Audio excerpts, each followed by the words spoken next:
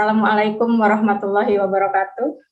Salam sejahtera dan sangat senang sekali pada pagi hari ini bisa hadir bersama dengan para webinar yang terhormat Bapak Rektor yang sudah diwakili, kemudian Bapak Wakil Rektor, para dekan, para Kaaprodi, Bapak Ibu dosen, dan para peserta webinar yang saya banggakan, para mahasiswa Universitas Proklamasi 45 dari berbagai jurusan yang masih sangat semangat untuk belajar dengan harapan kita pada pagi hari ini mendapatkan ilmu yang sangat bermanfaat dari beliau-beliau yang jauh lebih kompeten dari saya. Saya masih belajar dan saya mengagumi Bu Sinta mengenai sampah, beliau sangat concern. Nah, pada pagi hari ini saya akan memaparkan mengenai perubahan perilaku, di mana perubahan perilaku ini sangat penting, seperti tadi yang disampaikan oleh Pak Adib, bahwa kita mempunyai attitude yang sangat baik untuk bisa membuang sampah pada tempatnya, gitu, memerlukan proses juga, gitu, dan cukup sulit ternyata karena memang sudah sangat membudaya. Nah, perlu konsistensi juga kita untuk bisa membuang sampah ataupun limbah, terutama limbah makanan. Ternyata limbah makanan di Indonesia itu sangat besar sekali, memberikan sumbangsih yang luar biasa terhadap perubahan iklim. Nah, dengan perubahan perilaku, apakah perilaku di sekitar kita ini cukup mudah untuk dirubah gitu? Tidak semudah yang kita pikir dengan faktor budaya, dengan faktor kebiasaan di lingkungan kita. Nah, menurut Sarwono yang mendefinisikan bahwa perilaku itu kan tergantung ke kebiasaan kita. Seperti Pak Adib sampaikan tadi, walaupun sudah sangat mapan membuang sampah dari pintu mobil, ataupun juga mereka banyak yang membuang sampah tidak pada tempatnya. Ini menjadi satu PR untuk kita bagaimana bisa mengubah perilaku ini menjadi sesuatu hal yang positif, bahkan bisa menjadi menghasilkan jauh lebih tinggi lagi, bisa menjadi bisnis yang memang memberikan reward untuk kita. Nah, akan sangat menarik untuk bisa mengubah perilaku. Salah satu strateginya adalah dari sampah itu kita bisa dapat menghasilkan loh ya.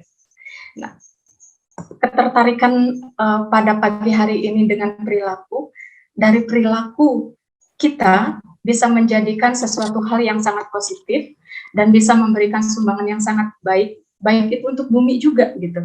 Ternyata kontribusi sampah yang ada di Indonesia, terutama dengan di daerah sekitar kita di Yogyakarta, ataupun yang lebih skop kecilnya di kampus gitu, mempunyai problem yang memang tidak mudah. Bahwa dari sampah makanan, kok bisa ya berpengaruh ke perubahan iklim gitu. Nah, ternyata lebih dari 50% dari sampah makanan ini menciptakan gas metana yang nantinya akan berpengaruh terhadap lapisan ozon. Oh, ternyata bisa ya, karena saya basically teknik, sehingga dari segi pemaparan akan agak keteknikan sedikit gitu. Mudah-mudahan bisa bermanfaat untuk adik-adik webinar pada pagi hari ini. Nah, dari perubahan iklim ini kok bisa ya bersangkut paut dengan sampah? Oh, ternyata kalau kita pelajari secara kimia ada gas metananya, dan tumpukan sampah ini menimbulkan aroma ataupun estetika yang memang tidak nyaman ya, bau gitu. Nah, apabila hal ini terus berlanjut juga mengganggu kesehatan. Apakah itu bisa dikurangi? Limbah makanan yang kita sudah makan kemudian sudah tidak dimakan, kita buang aja gitu.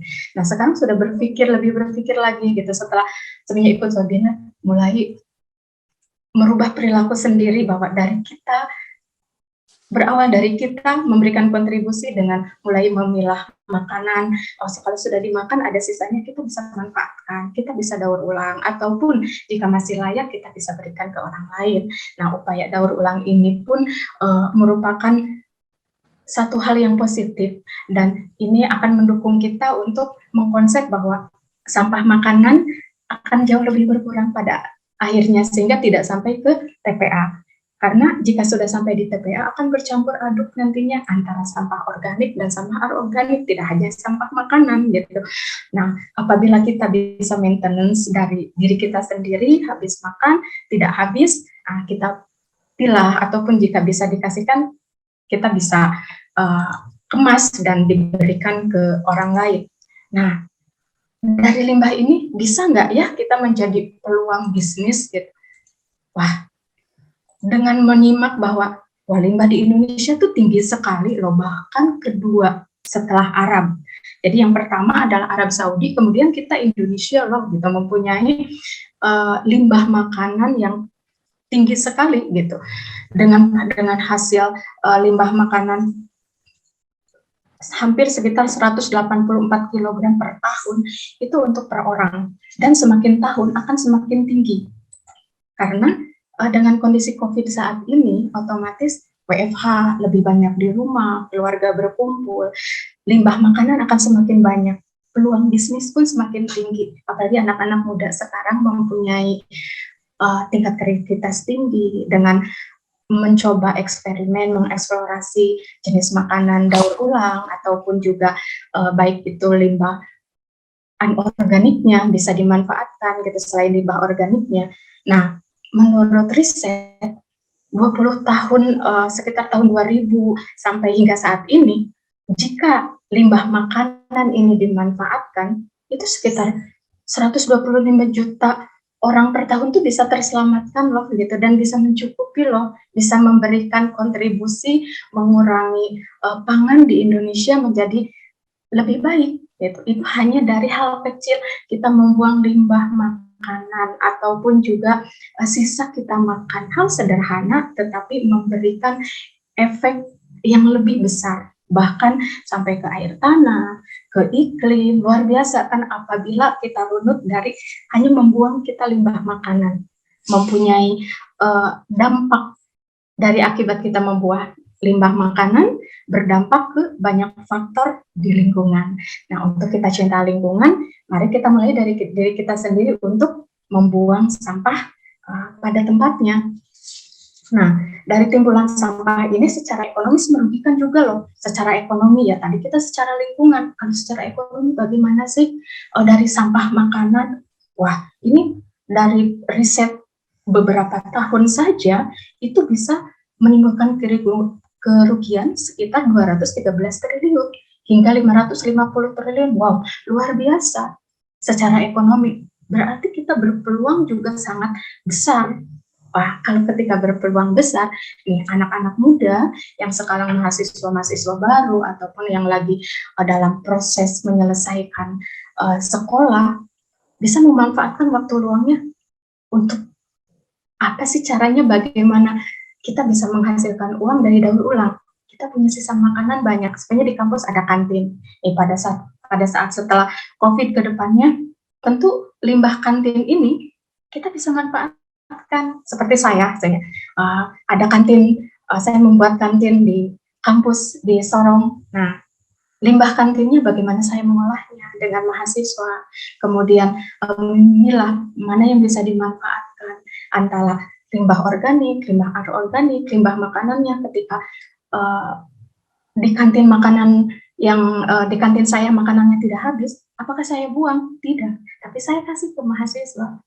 Kamu bawa pulang, nanti bisa kamu untuk makan malam. Kan itu mengurangi mereka pengeluaran, bermanfaat untuk mereka. Jika kita mengajarkan bahwa ini loh makanan sisa itu jangan langsung dibuang dan ini masih bagus. Karena ketika makanan dijual, yang dijual masih ada sisa, itu kan masih layak untuk dimakan. Nah, hal sederhana seperti itu yang saya terapkan pada saat saya mempunyai kantin. Kemudian kita berlanjut ke slide selanjutnya, yaitu kembali lagi ke perilaku. Kalau perilaku itu bisa banyak perubahan di lingkungan, responnya positif, tadi kan dengan adanya reward, dengan ada penghasilan tambahan, seneng dong gitu dengan ada penghasilan tambahan. Bagaimana sih caranya gitu? Ya, kita menjalankan bisnis itu, yaitu bisnis yang tanpa limbah dan bisnis yang ada limbah. Jadi kalau sebenarnya kita punya limbah sisa makanan, jangan dibuang dulu, kita bisa gunakan dan kita bisa manfaatkan. Nah, bagaimana sih menjalankan bisnis tanpa limbah dan menjalankan bisnis dengan limbah dan itu menghasilkan reward untuk kita ya. Nah, menjalankan bisnis dengan limbah diawali salah satunya kita mengumpulkan semua limbah, baik itu limbah organik ataupun anorganik, terutama yang kita bisa jual ya kayak botol plastik, bekas sampo, banyak di anak-anak kos nih, kayak saya juga anak kos nih. Kalau ada botol bekas, sampo bekas, ataupun aqua bekas, saya kumpulin. Setelah kumpulin nanti berapa bulan sekali, setelah banyak ke bank sampah. Itu kan menghasilkan uang, meskipun tidak besar, tetapi budaya untuk disiplin mengumpulkan sampah bekas itu hal yang sangat baik. Memang tidak mudah. Saya juga, ini ada uangnya loh, meskipun saya dapat 2.000, 3.000 dikumpulin setelah saya selama kuliah di sini 3 tahun, lumayan loh gitu. Bahkan seperti Ibu Sinta itu bisa sudah sampai jutaan. Beliau sangat konsisten dan itu menginspirasi saya. Oh, ternyata memang kalau kita tekun, perlu ketekunan juga untuk mengumpulkan. Saya simpan, saya taruh plastik khusus untuk yang bekas-bekas itu saya pilah. Jadi dalam 2 bulan atau 3 bulan ketika ke bank sampah ini udah ada, tinggal saya bawa. Nah, itu menghasilkan reward untuk saya, gitu. Sehingga ya, termasuk saya juga jadi giat, gitu kan. Kemudian sisa makanan yang masih layak. Nah, di Indonesia pun sudah mulai banyak nih komunitas yang mengelola limbah makanan. Seperti kayak di Surabaya, anak-anak muda bikin komunitas makanan-makanan yang sudah tidak dipakai ataupun juga tidak dikonsumsi, baik itu dari seperti restoran ataupun juga kafe. Mereka ambil, kemudian mereka bungkus, kemas lagi dengan baik, dan mereka kasih ke orang yang membutuhkan, seperti tunawisma ataupun yang lainnya. Gitu. Akan sangat bermanfaat lagi. Komunitas-komunitas seperti ini sudah mulai lebih banyak. Kalau di luar negeri memang sudah sangat lebih baik konsepnya dibanding di kita untuk mendaur ulang sisa makanan. Bagaimana dengan makanan yang sudah busuk? Aduh, dibuang saja kah gitu? Jangan gitu. Kalau makanan layak saja kan yang kita kasih, terus yang kita buang. Alangkah lebih baik makanan yang sudah busuk, yang tidak layak kita kasih, bisa dibuat menjadi kompos. Nah, dengan dibuat menjadi kompos kan kita bisa bermanfaat, punya tanaman, bisa menyuburkan tanaman, sangat positif. Meskipun hasilnya sangat kecil sekali kalau kita mengelola limbah secara individu, terutama saya ya, masih secara individu. Agar saya juga sadar lingkungan, kalau nggak memulai dari saya, mau siapa lagi gitu. Pada akhirnya bisa menjadi inspirasi buat teman-teman yang lainnya, gitu. Berawal dari diri sendiri. Nah, kemudian dari apa yang saya lakukan, itu tuh artinya saya mengelola sampah yang ramah lingkungan, baik itu sampah organik ataupun sampah anorganiknya. Nah, dari melakukan pengelolaan yang ramah lingkungan, tidak hanya individu, tapi sekelas restoran atau juga kafe. Nah, itu bisa menjadi hal yang positif buat restoran itu, seperti akreditasi begitu. Nah, kita juga anak-anak muda sudah lebih sadar lingkungan sekarang. Wah, aku kalau mau masuk restoran, kelihatannya restoran ini tuh dia ramah lingkungan, ada memakai daur ulangnya dan lain sebagainya. Jadi minat anak muda pun saya juga ikut membantu untuk menyelamatkan bumi. Nah, itu kan hal positif. Selain itu, sangat penting berkontribusi pada perubahan iklim. Itu kita lihat kan seperti di Piungan nih, apalagi saat ini di Piungan pun kontribusi sampahnya luar biasa volumenya, bahkan sudah tidak bisa tertampung, memerlukan tempat yang baru. Nah, apabila kita memulai dari diri kita sendiri, setidaknya hal tersebut tuh ke depan akan menjadi dampak positif di lingkungan kita, dan teman-teman di lingkungan kita pun akan membudayakan untuk membuat limbah makanan ataupun sampahnya dengan baik, sehingga kita aware dan peduli terhadap lingkungan. Selanjutnya, bagaimana sih menjalankan bisnis tanpa limbah? Di sini ada beberapa contoh, baik itu karena saya basicnya adalah dari migas gitu. Di industri migas juga ada sampahnya loh, jangan salah. Gitu, ada kantinnya juga, iya, restoran apalagi gitu. Nah, restoran sekarang banyak yang memakai konsep berkelanjutan, tidak hanya limbah makanannya, tetapi seperti barang-barang yang mereka miliki juga daur ulangnya dipakai untuk daur ulang. Nah, tadi kan ada merchandise nih, dapat hadiah tas daur ulang. Nah, hal seperti itu restoran juga sudah banyak pakai sekarang. Sehingga itu kan memberikan kontribusi yang berkelanjutan. Hal ini adalah bentuk perubahan perilaku. Begitupun kantin sebenarnya di lapangan menghasilkan limbah. Nah, pada saat suatu industri baik migas ataupun tambang itu mendapat proper itu suatu barometer apakah industri ini sudah memenuhi standar baku mutu, kemudian secara lingkungan itu sudah memenuhi standarnya. Nah, dengan proper ini, kalau sudah proper hijau atau emas, contoh salah satunya di Pertamina Tuban, itu sudah dari hijau menuju emas. Nah, dari situ bisa kita lihat bahwa kantinnya bagus, pasti sudah terkonsep dengan baik, limbahnya sudah jauh lebih baik pada saat mereka mendapatkan proper hijau menuju emas. Itu sebagai barometer perilaku mereka, perubahannya ada dan nyata. Nah, kemudian pabrik tahu juga limbahnya bisa dimanfaatkan, bisa dijadikan tepung dan berbagai jenis gitu. McD pun gitu dengan gerakan zero waste processing. Nah, ini menjalankan bisnis tanpa limbah gitu, hasil dari limbah mereka McD, restoran, catering, itu menghasilkan limbah yang sangat besar, volumenya lebih besar gitu, karena mereka menjual jenis makanan yang diminati oleh generasi yang saat ini, anak-anak muda gitu. Nah, bagaimana sih dengan limbahnya? Nah, sudah ada pihak ketiga yang menampung dan juga memanfaatkan. Hal-hal ini menjalankan bisnis tanpa limbah dengan perubahan perilaku yang nyata. Bagaimana kalau sebenarnya dengan kita sering minum jus gitu? Wah, pabrik jus bagaimana ya industri-industri yang bergerak di bidang minuman gitu, untuk sampah buah dan sayurannya. Wah, ternyata mereka bisa dimanfaatkan loh untuk maggot. Maggot itu sejenis pakan ternak dan nilai jualnya tinggi loh dari maggot ini, bisa dimanfaatkan dan bisa menjadi lahan bisnis yang memang menghasilkan jangka panjang, nggak kena krisis karena itu kan pakan yang akan selalu dibutuhkan. Nah, gitu. Jadi kalau sebenarnya kita berbisnis juga ini reliable apa enggak gitu. Di pasaran itu akan disambut dengan baik atau tidak. Nah, itu menjadi satu strategi juga bagaimana mengolah atau mendaur ulang dari limbah makanan.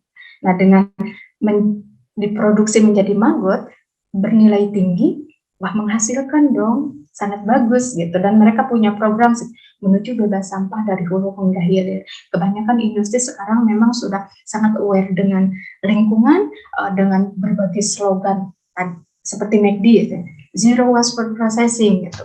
Oh, cold pressure juice, sebenarnya bebas sampah dari hulu hingga hilir. Mereka berlomba-lomba mempunyai slogan-slogan yang memang menyemangati bahwa kita sadar lingkungan untuk menyelamatkan bumi. Selanjutnya adalah ide kreatif apa sih yang bisa kita manfaatkan dari limbah makanan di sekitar kita, bahkan di rumah, misalnya ibu ataupun juga di sekitar kita, tetangga mempunyai limbah-limbah makanan.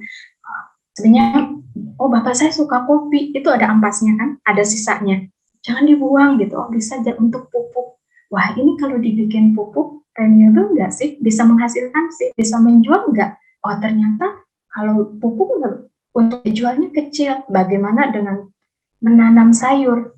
Ada sayuran sisa, ibu memasak ada sisa sayurnya, seperti daun bawang bisa dimanfaatkan lagi, ditanam lagi, tapi kayaknya kurang menghasilkan. Strategi apa sih yang bisa disambut oleh konsumen dengan baik? Olahan kaldu juga belum tentu. Oh ternyata dengan selai buah ataupun kulit jeruk ini bisa jauh direspon oleh masyarakat, oleh lingkungan ataupun banyak peminatnya.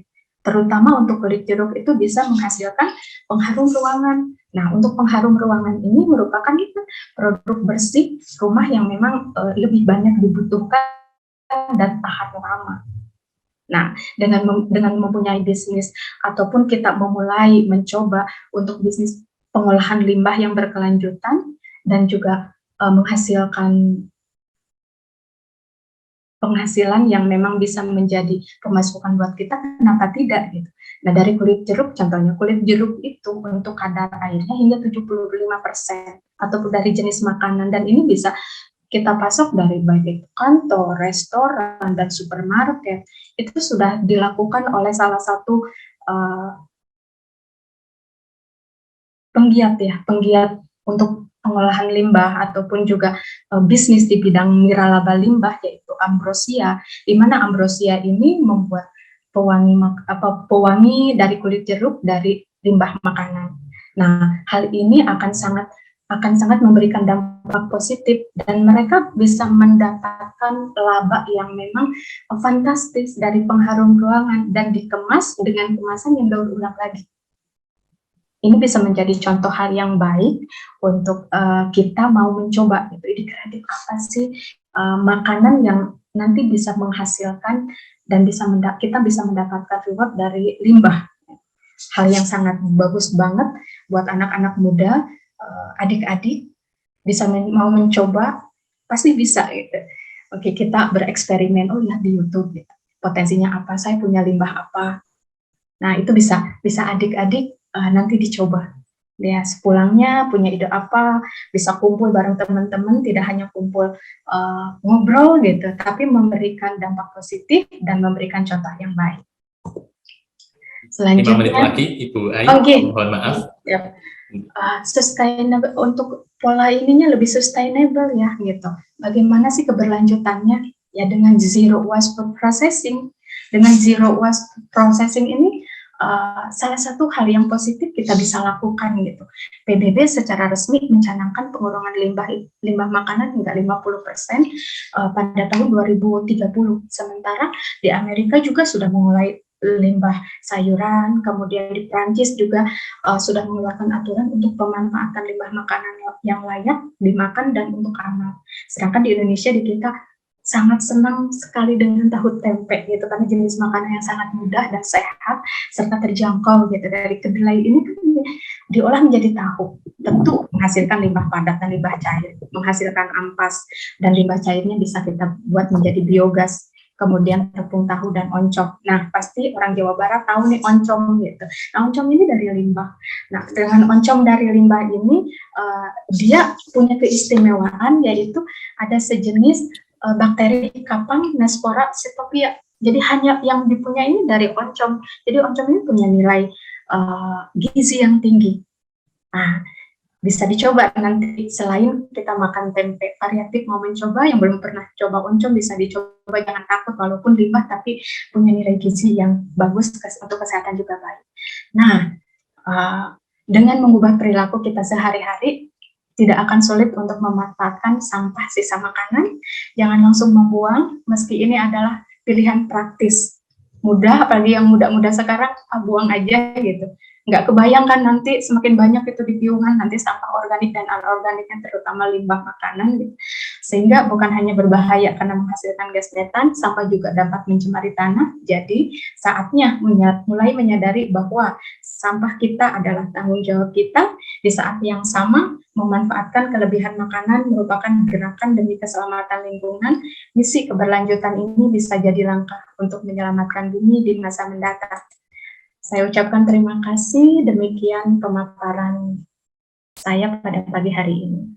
Waktu saya kembalikan kepada Bapak Moderator. Terima kasih. Baik, terima kasih Ibu Ai. Pencerahannya ini luar biasa loh Bu Ai. Saya baru menyadari ternyata membuang gitu ya, membuang sisa makanan itu bukan hal yang sepele begitu. Ternyata dampaknya juga luar biasa gitu. Karena mungkin bagi kami ya yang muda-muda ini, seperti yang tadi Ibu Ai sampaikan, bahwa kita terbiasa untuk menyepelekan gitu ya, untuk menyepelekan makanan yang harusnya kita makan sampai habis, barangkali seperti itu, ternyata kita sisakan gitu, atau bahkan itu menjadi kebiasaan gitu ya. Kalau makan, saya pernah makan sampai habis tuh Bu Ai dalam suatu situasi, kemudian karena nggak tersisa sama sekali, ini bagian dari ajaran sih ya, ajaran yang dulu diajarkan oleh guru saya, guru ngaji, makan tuh harus habis, nggak boleh kamu menyia-nyiakan makanan. Bahkan orang tua dulu ya, kita mungkin waktu kecil, nanti nasinya nangis loh kalau nggak dimakan dan sebagainya. Itu cara-cara orang tua kita untuk kita berperilaku tidak menyia-nyiakan makanan begitu ya. Nampaknya itu perlu diinternalisasi nilai-nilai itu lagi Bu Ai, bahwa membuang sisa makanan itu bukan sepele gitu, baik dari segi ilmu lingkungan, dari perilaku, bahkan mungkin dari spiritual atau agama juga mengajarkan untuk tidak melakukan itu, begitu. Baik Ibu, terima kasih. Nanti kita lanjutkan di sesi diskusi untuk nirlimbah dalam bidang makanan. Kita ke pemateri yang kedua, ada Mas Sen Namara SPSI yang akan menyampaikan terkait dengan nirlimbah nih, bidang pakaian, karena Mas Sen pernah bergelut di bidang pakaian ya Mas Sen ya, kalau tidak salah. Iya Mas. Di bidang apa kalau boleh tahu Mas Sen?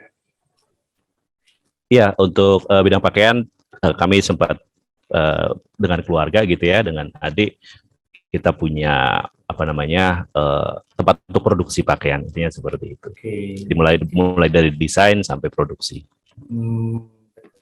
Meskipun Mas Sen Namara ini setiap harinya bergelut di praktisi bidang pendidikan dan perlindungan anak, tapi tetap bidang limbah juga ditekuni ya Mas Sen ya. Baik, Mas Sen Namara, sarjana psikologi ini merupakan alumni dari Fakultas Psikologi Universitas Proklamasi 45 Yogyakarta. Beliau saat ini profesinya sebagai praktisi di bidang pendidikan dan perlindungan anak. Pengalamannya menjadi koordinator program Tanoto Foundation di Kutai Barat, Kalimantan Timur.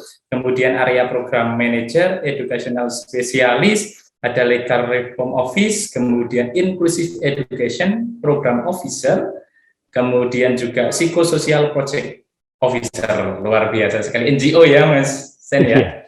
NGO. Baik Mas Sen, monggo waktu 20 menit untuk memberikan materi dalam bidang nirlimbah dalam bidang pakaian. Silakan Mas Sen. Baik, terima kasih Mas Adib. Assalamualaikum warahmatullahi wabarakatuh.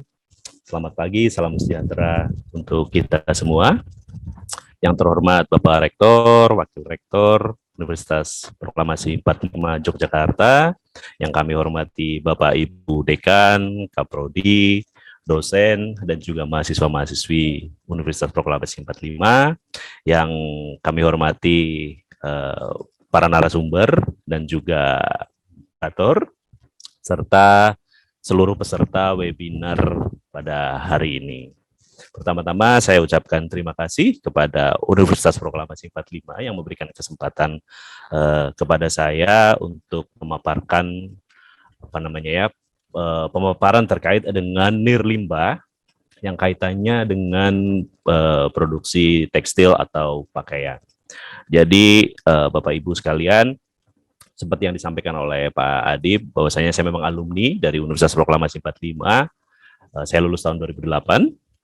Lalu saya meninggalkan Jogja cukup lama dan baru sebulan ini saya kembali lagi ke Jogja. Jadi ada kerinduan untuk katakanlah untuk berbagi, untuk bisa memberikan kontribusi bagi universitas dan juga bagi Jogja pada umumnya dan juga untuk masyarakat seluruhnya.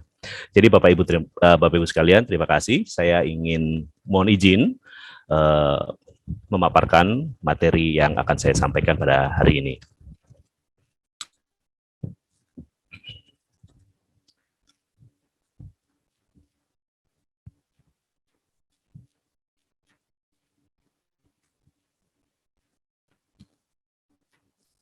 Oke, baik Bapak Ibu, apakah sudah terlihat paparan saya?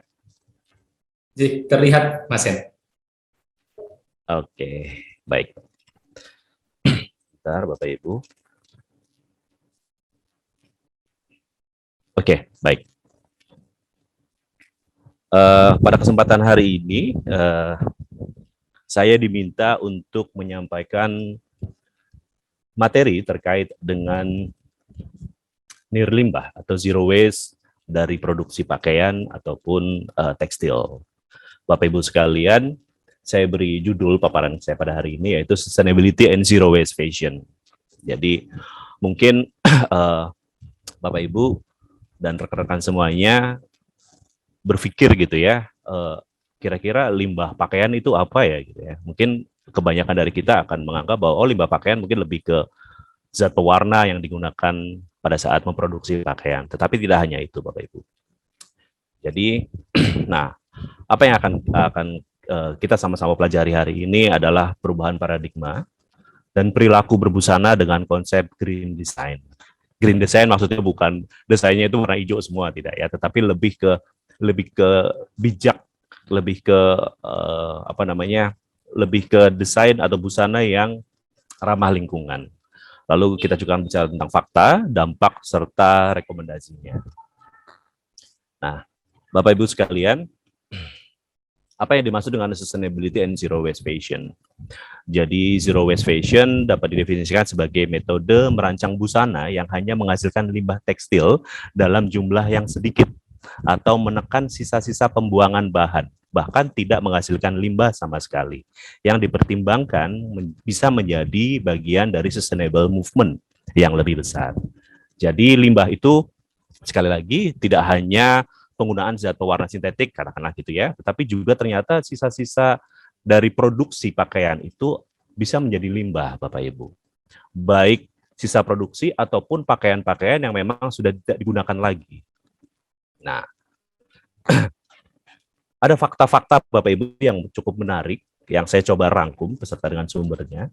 Fakta pertama adalah limbah pakaian ini atau limbah industri tekstil ini adalah kedua setelah minyak. Gitu ya. Industri pakaian tekstil adalah pencemar terbesar di dunia. Yang kedua setelah minyak. Lalu fakta yang kedua, secara global, industri mode menyumbang 20% dari limbah air dunia. Oke, yang akan berdampak pada ketersediaan air bersih. Lalu yang ketiga, fakta yang ketiga adalah secara global, industri mode menyumbang 10% dari total emisi karbon dunia. Berdampak pada perubahan iklim. Nah, di mana industri aviasi atau industri penerbangan itu hanya menyumbang 2%, tetapi justru limbah dari pakaian ini atau industri tekstil ini menyumbang 10% lebih banyak. Nah, fakta yang keempat, serat kain dan limbah tekstil diprediksikan menjadi kontributor besar penyebab plastik masuk ke air laut, gitu ya. Jadi Bapak Ibu ada bahan-bahan pakaian yang memang menggunakan unsur plastik, gitu ya. Ada unsur plastiknya, dan ini juga menjadi salah satu kontributor besar penyebab limbah plastik ini masuk ke air laut. Lalu fakta kelima, dalam pembuatan sebuah kaos berbahan katun, itu memerlukan kurang lebih 2.700 liter air untuk proses pembuatannya. Satu kaos, Bapak Ibu.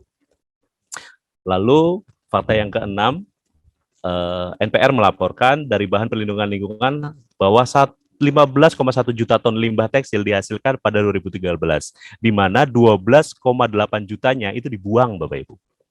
Nah, konsumsi pakaian jadi diperkirakan akan meningkat 63% dari 62 juta menjadi 102 juta ton pada tahun 2030.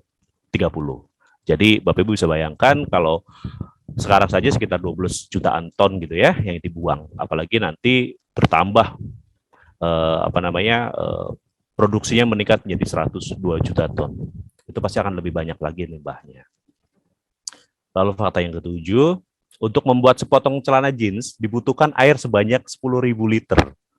Sama dengan jumlah air untuk mandi selama 6 menit selama 200 hari. Dan jumlah emisi karbon dioksidanya yang dilepaskan sebanyak 32 kilo.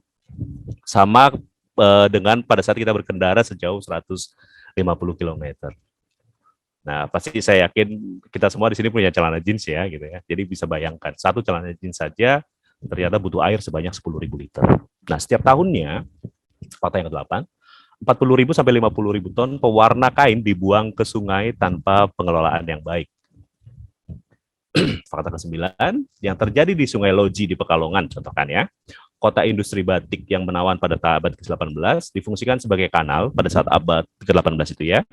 Karena perdagangan kerajaan Mataram sekarang beralih fungsi menjadi selokan raksasa, Bapak Ibu. Tempat pembuangan pewarna kimia, industri batik dan tekstil. kebetulan tahun 2013 saya juga menjalankan proyek terkait dengan analisis perubahan iklim di Pekalongan, dan salah satunya adalah sasarannya adalah limbah batik atau produksi batik di Pekalongan. Nah, ada yang menarik Bapak Ibu di Pekalongan ini, mereka punya anekdot bahwa semakin banyak produksi batik yang dibuat atau dihasilkan oleh masyarakat di Pekalongan, itu menjadi sebuah indikator bahwa masyarakatnya sejahtera. Karena hanya diukur dari sisi ekonominya.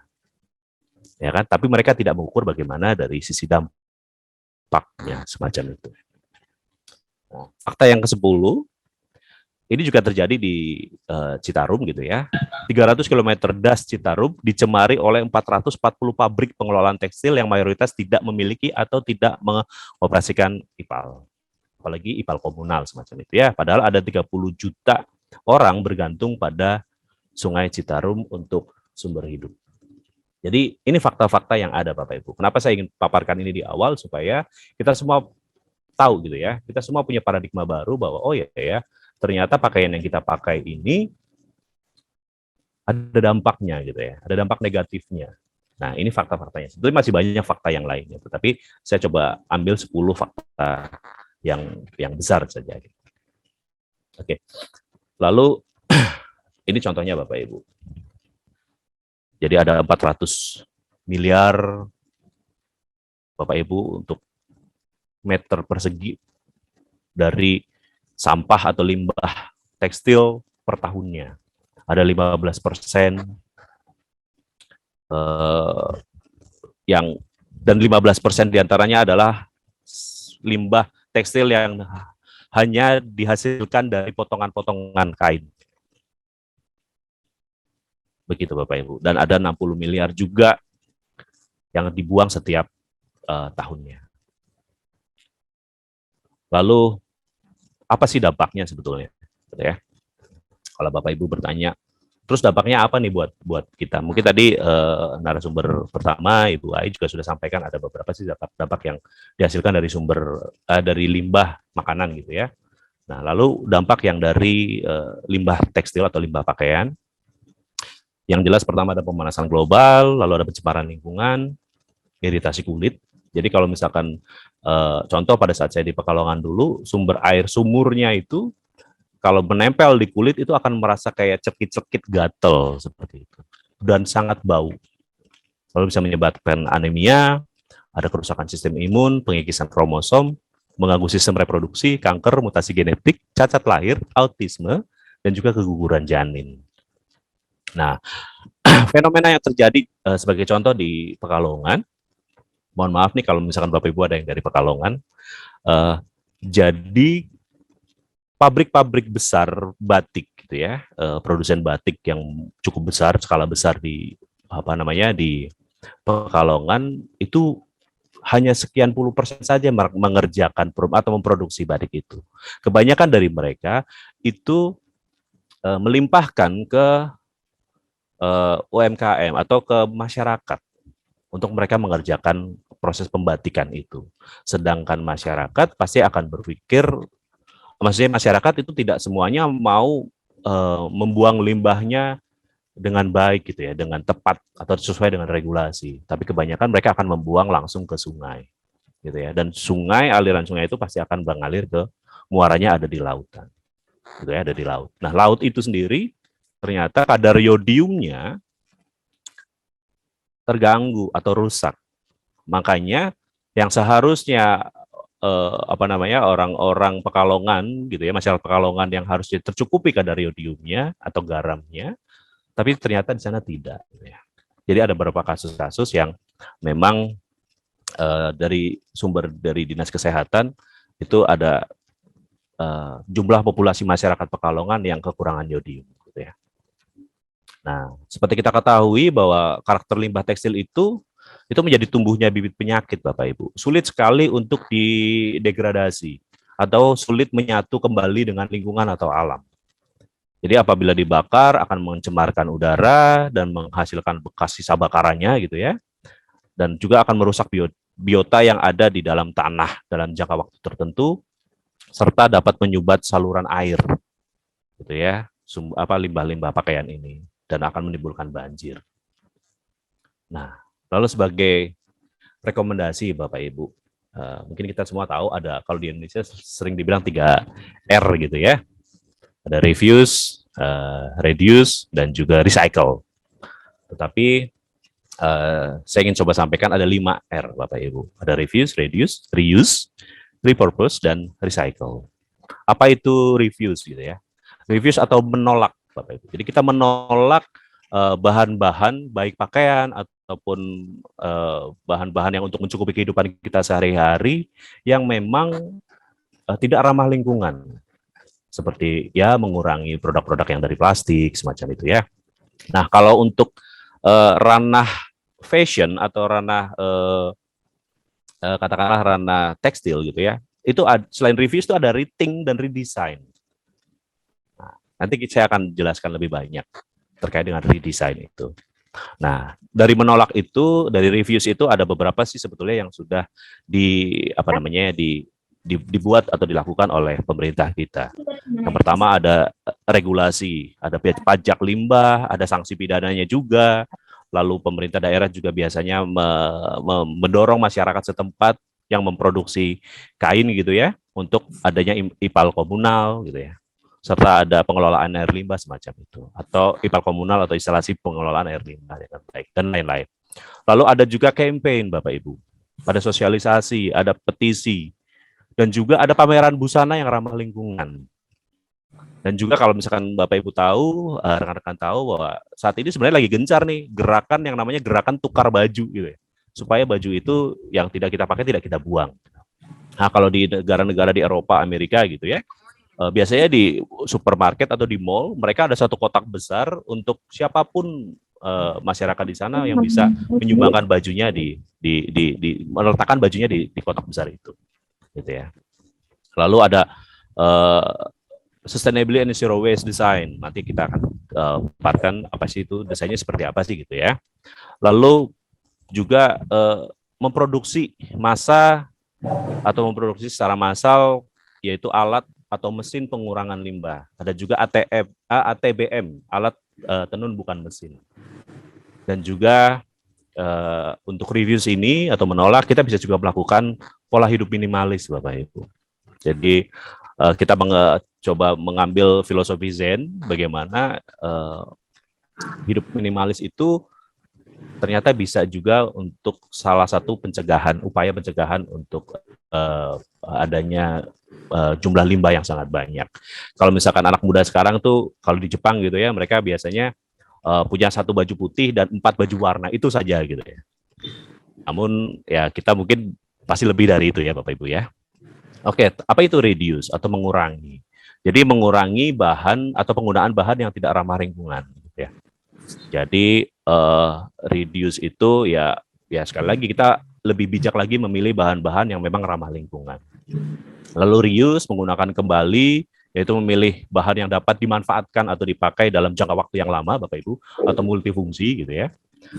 Lalu juga repurpose atau meninjau kembali atau berpikir kembali memanfaatkan, contohnya misalkan kita menggunakan atau memanfaatkan kertas, itu tidak hanya dengan satu sisi, tapi gimana sih supaya sisi yang sebelahnya juga bisa dipakai, gitu ya. Lalu kalau recycle, Bapak Ibu pasti tahu banyak ya tentang recycle. Contohnya misalkan dari industri fashion ini atau industri tekstil ini, ada kain perca yang biasanya digunakan atau diolah kembali menjadi keset, atau isi kasur gitu ya, mengganti kapuk gitu ya, atau isi bantal dan lain-lain.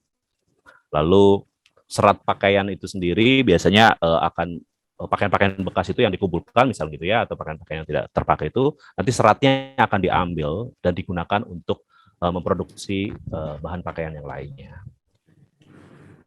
Nah, ini modelnya Bapak Ibu. Modelnya terkait dengan zero waste ataupun sustainability fashion gitu ya. Jadi ini model-model mungkin Bapak Ibu sudah banyak yang memakainya gitu. Jadi bagaimana sih para desainer saat ini berpikir bahwa penggunaan bahan kain itu dimaksimalkan gitu ya. Artinya tidak banyak yang terbuang, karena kalau misalkan pakaian-pakaian yang saat ini sering kita pakai atau ready to use gitu ya, itu dari proses cuttingnya atau pemotongannya dan segala macam itu biasanya lebih dari 15% itu akan terbuang atau jadi limbah gitu ya, akan menjadi limbah. Tetapi untuk zero waste fashion ini, yaitu para desainer berpikir bagaimana caranya supaya baju ini atau pakaian yang jadi ini itu sisa dari cuttingnya atau pemotongan kainnya itu tidak lebih dari 15% atau bahkan tidak ada sama sekali gitu Bapak Ibu. Jadi ini contoh modelnya. Mungkin kalau misalkan kita tahu sejarahnya, sebetulnya zero waste itu sejarahnya cukup panjang Bapak Ibu. Jadi mulai dari abad pertengahan gitu ya. Bahkan di Jepang kita tahu ada kimono, di Korea, di China, bahkan di negara-negara Timur Tengah dengan pakaian-pakaian yang kain yang cukup besar. Bahkan di Indonesia pun seperti itu. Nah, ada pula hal-hal yang mungkin bisa kita lakukan Bapak Ibu untuk tidak lagi menggunakan bahan-bahan sintetis atau plastik dalam memproduksi pakaian. Kita bisa ada alternatif lain gitu ya. Contohnya menggunakan dari kulit kayu yang seperti kita ketahui ada pakaian-pakaian adat gitu ya, pakaian tradisional baik di Dayak ataupun di suku-suku lain gitu ya, yang menggunakan pakaian yang berdasarkan atau bahannya itu dari kulit kayu. Lalu ada juga pewarna pakaian yang mungkin bisa menggunakan alternatif yang lebih alami gitu ya. Sumber pewarna pakaiannya bisa dari secang, kunyit gitu ya, ataupun pewarna pakaian yang lain yang lebih ramah lingkungan Bapak Ibu. Nah, lalu selanjutnya adalah kita ketahui bahwa Yogyakarta sendiri sudah pernah mendapatkan apresiasi gitu ya, pengakuan dari UNESCO terkait dengan World Batik gitu ya. Jadi batik ya kalau kita tahu bahwa kota batik itu ada di Pekalongan, tapi Jogja bahkan yang mendapatkan reward itu gitu ya dari UNESCO karena pemerintah Jogja sendiri sudah menerapkan regulasi, sudah menerbitkan regulasi terkait dengan proses pemanfaatan limbah batik itu, bahkan sampai pengaplikasiannya gitu. Nah, itu sudah ada regulasinya untuk kota Yogyakarta. Nah, mungkin kota-kota yang lainnya ada juga regulasi-regulasi yang lainnya, tetapi saya tidak bisa paparkan. Mohon maaf Mas Hen, 5 menit ya, kembali. Ya, baik Bapak Ibu. Jadi sekali lagi Bapak Ibu, kami ingin sampaikan atau hal yang ingin saya sampaikan pada saat ini bahwasanya ternyata pakaian yang kita gunakan ini bisa juga menimbulkan limbah yang tadi saya sudah sampaikan, sudah paparkan terkait dengan dampak-dampaknya. Nah, itulah yang kami atau saya mengajak kita semua untuk lebih bijak dalam penggunaan pakaian yang kita gunakan sehari-hari, gitu ya. Jadi sebisa mungkin pakaian itu tidak dibuang, tidak dibakar, gitu ya, tapi bisa digunakan, dimanfaatkan untuk hal yang lainnya. Gitu. Nah, kalau misalkan bisa dijual, ya kita jual lagi, karena dari sisi ekonominya kita bisa dapat keuntungan dari situ. Ataupun kita bisa kumpulkan lalu disumbangkan semacam itu. Itu saja Bapak Ibu sekalian, terima kasih banyak. Presentasi yang saya sampaikan ini mungkin tidak terlalu dalam atau menjadi hal yang baru buat Bapak Ibu sekalian, tetapi saya ingin sekali lagi ini menjadi gerakan massa, jadi gerakan yang cukup progres gitu ya, supaya lingkungan kita, dunia kita dapat terlindungi dari limbah-limbah itu. Terima kasih Bapak Ibu, terima kasih Pak Adip sebagai moderator. Terima kasih Pak. Baik, Mas Hen, terima kasih atas pemaparannya. Betul ya yang disampaikan oleh Mas Hen tadi bahwa limbah pakaian itu serba salah gitu. Serba salahnya adalah ketika kita membuang begitu, limbah ini akan sulit menyatu dengan alam. Mungkin sama dengan plastik ya Mas Hen ya. Ya, betul. Kalau dibuangnya ke sungai, justru lebih ini lagi dampaknya gitu, menyumbat aliran banjir, ya. Betul gitu ya. Kalau dibakar juga jadi polusi. Gitu. Artinya memang butuh keseriusan dari kita yang seperti tadi Mas Hen sampaikan bahwa ada 5R ya Mas Isnen ya. Biasanya 3, sekarang 5 nih. Reduce, reduce, reuse, repurpose, sama recycle. Dan juga ada gerakan tukar baju. Lah ini yang menarik. Gerakan tukar baju begitu. Dan ini bisa atau harapannya menjadi gerakan bersama, karena kalau 1-2 yang melaksanakan itu betul memang menjadi role model. Tapi dalam menyelesaikan permasalahan limbah khususnya dalam bidang pakaian ini, kita harus secara kolektif, secara bersama, baik mulai dari pegiatnya gitu ya, yang memang punya bisnis di bidang pakaian, yang memakai, dan juga mungkin pemerintah juga harus mengatur itu begitu. Baik Mas Hen, kita lanjutkan nanti untuk sesi diskusinya. Terima kasih sekali. Kita ke narasumber yang ketiga, Ibu Dr. Arundhati Sinta MA. Beliau merupakan dosen di Fakultas Psikologi Universitas Proklamasi 45 Yogyakarta dan aktif di bidang penanganan atau pengelolaan sampah nih. Bersama Bu Ai pernah publikasi ilmiah, jurnal ilmiah. Yang pertama ada strategi promosi pengelolaan sampah di kalangan mahasiswa, itu Proceeding Seminar Nasional Teknik Lingkungan Kebumian. Kemudian bersama Ibu Siti Ai Fatimah juga di jurnal dengan judul Kesediaan Generasi Milenial Menjalankan Konsep 3R sebagai upaya menjaga kesehatan dan meningkatkan kesejahteraan masyarakat. Nah ini mungkin nanti juga perlu ini Ibu internalisasi nilai-nilai itu di kalangan kami, di anak-anak milenial ini, agar ikut berpartisipasi dalam pengelolaan sampah.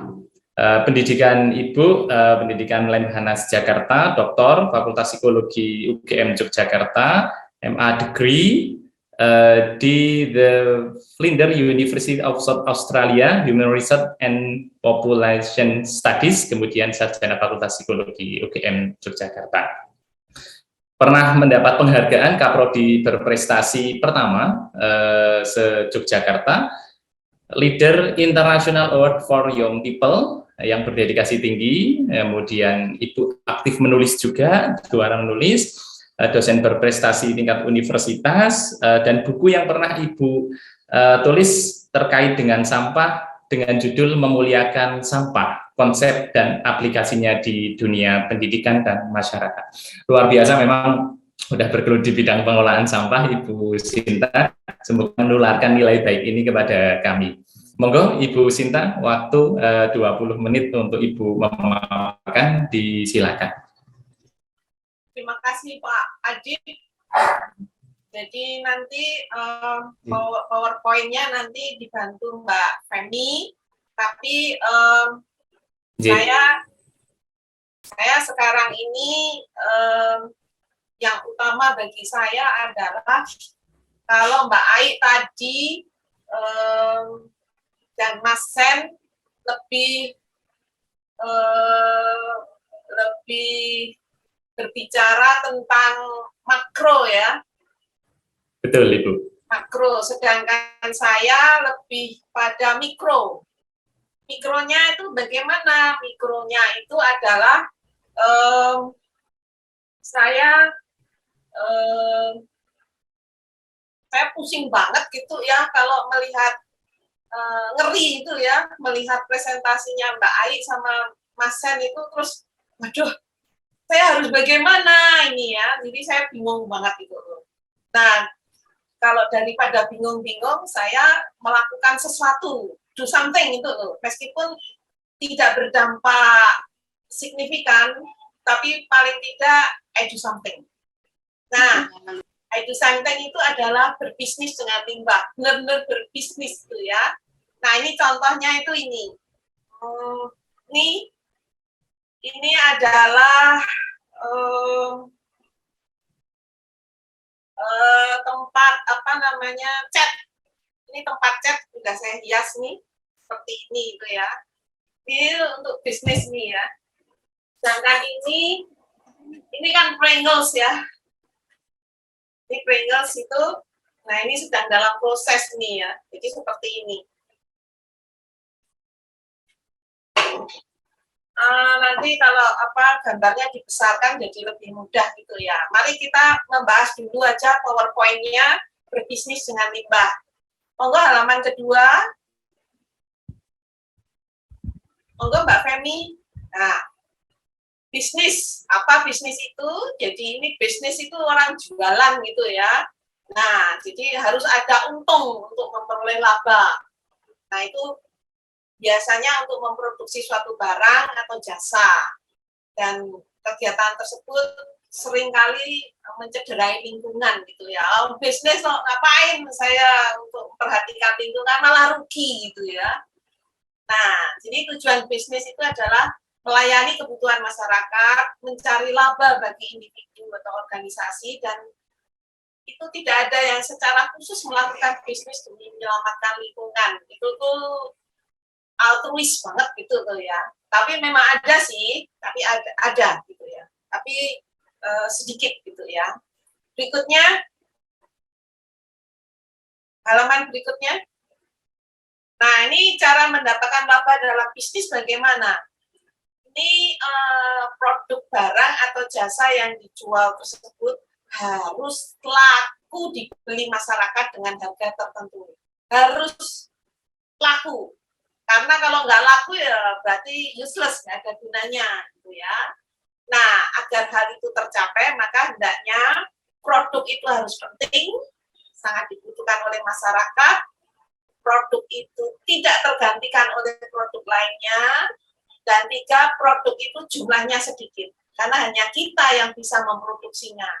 Produk tersebut unik atau tidak ada duanya. Itu ya. Jadi cara berbisnis itu 3 itu ya. Nah, kita kan berbisnis dengan limbah gitu ya. Nah, limbah itu apa? Limbah itu ampas sisa dari suatu kegiatan atau suatu proses yang dilakukan manusia. Ampas tersebut sudah tidak berguna dan tidak diinginkan, pokoknya sudah nggak mau gitu loh orang-orang. Nah, karakteristiknya itu ya, ini ada 5 ya, bentuknya tidak menarik, aromanya bau, berbahaya bagi lingkungan, bahkan tidak terurai di alam gitu ya. Ada yang sampai ratusan tahun gitu ya. Kulit jeruk itu ya, itu 6 bulan gitu ya. Kulit jeruk itu aja 6 bulan, apalagi bangsanya kaca gitu ya, styrofoam itu nggak bisa terurai. Nah, limbah sampah itu tuh jumlahnya akan semakin banyak seiring dengan bertambahnya penduduk gitu ya. Jadi teman-teman semua jangan punya anak banyak-banyak ya. Oke, sekarang berbisnis dengan limbah ini. Nah, ini berbisnis dengan limbah adalah melakukan kegiatan atau memproduksi barang atau jasa dengan menggunakan limbah. Ini agak aneh memang ya. Mengapa? Untuk apa gitu ya?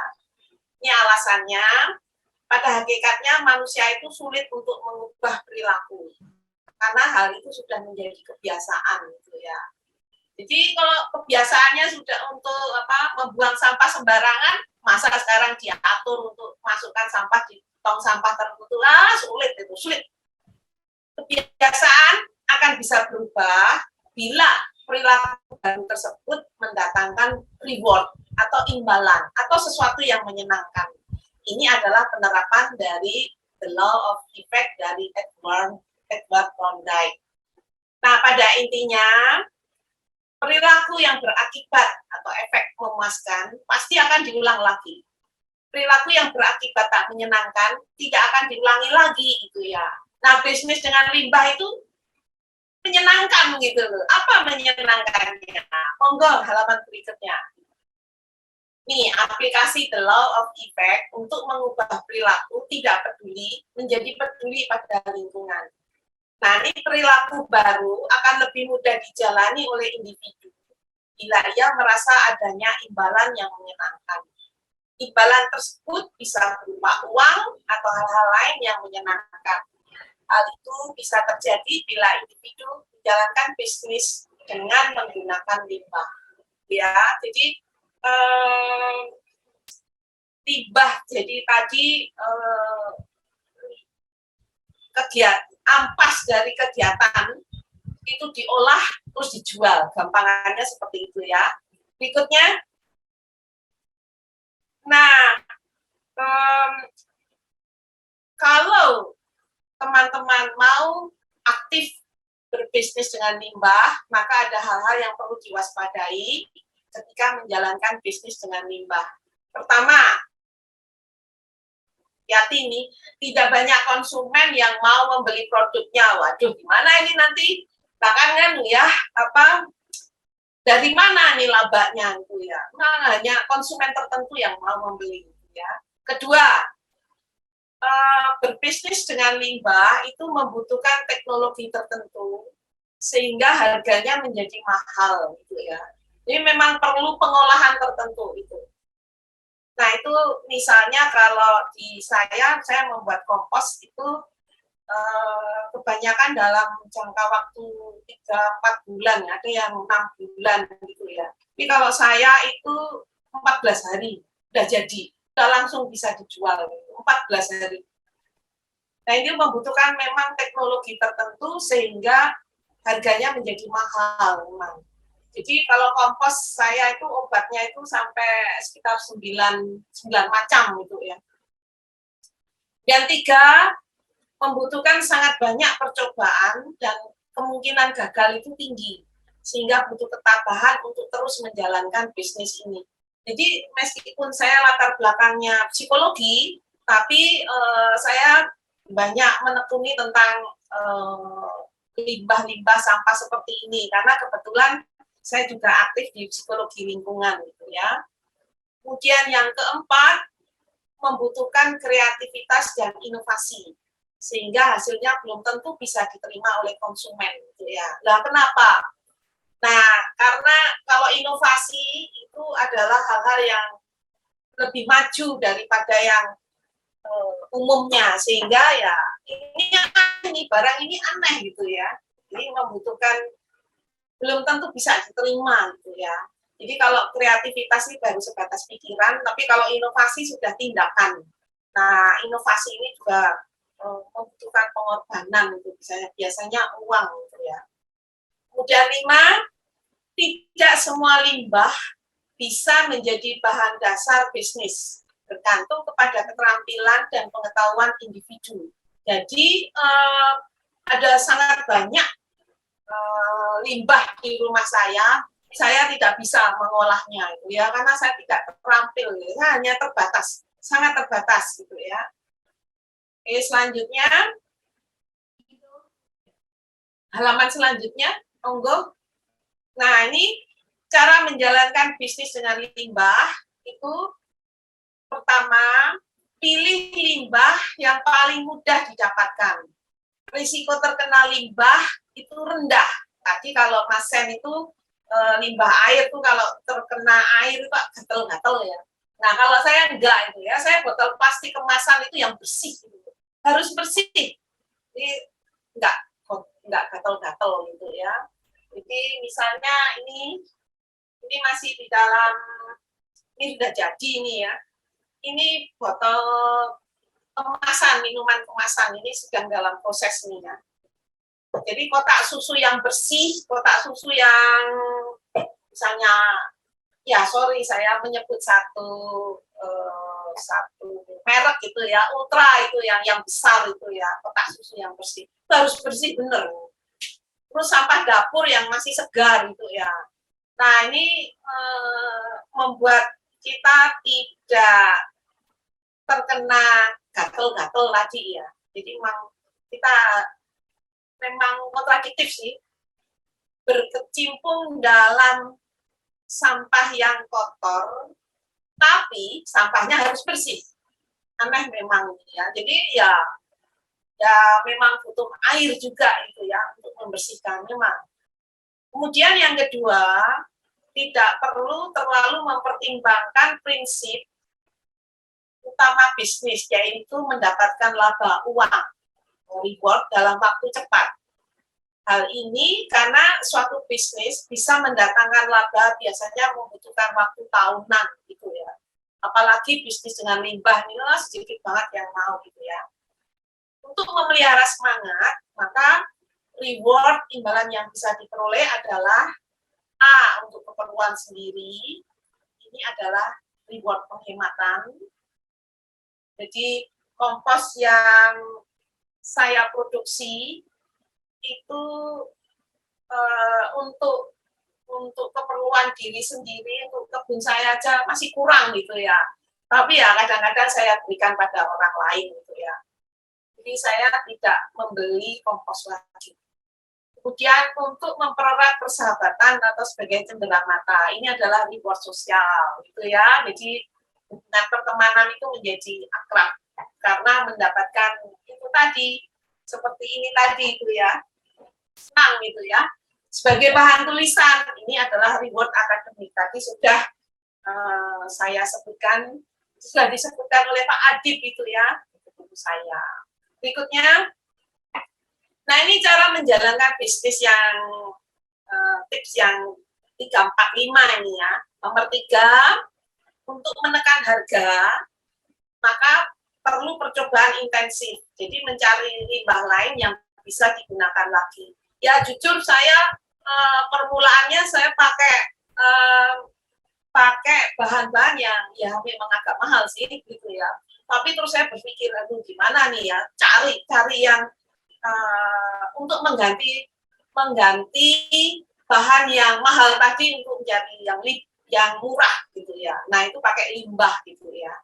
Nah ini untuk saya membuat tempat pensil ini saya pakai tas kresek ini ya. Selain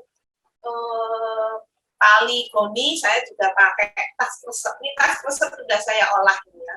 Ini belum selesai dalam proses ya. Terus yang kedua, perlu rajin mendatangi toko-toko yang menawarkan diskon. Wah ini diskon itu di toko-toko itu biasanya itu ya. Saya beli yang mahal itu memang agak mahal itu renda itu ya. Rendanya itu tuh mahal banget ini ya. Jadi saya cari yang diskon gitu ya. Saya ikuti terus gitu ya. Belinya 5.000 menjadi 10.000, nggak mau beli. Gitu. Terus saya nunggu, dapat 10.000 ya, udahlah daripada kehabisan gitu ya. Kemudian tips yang berikutnya, mempublikasikan produk di media sosial sebagai cara untuk promosi secara intensif atau mengikuti berbagai seminar. Jadi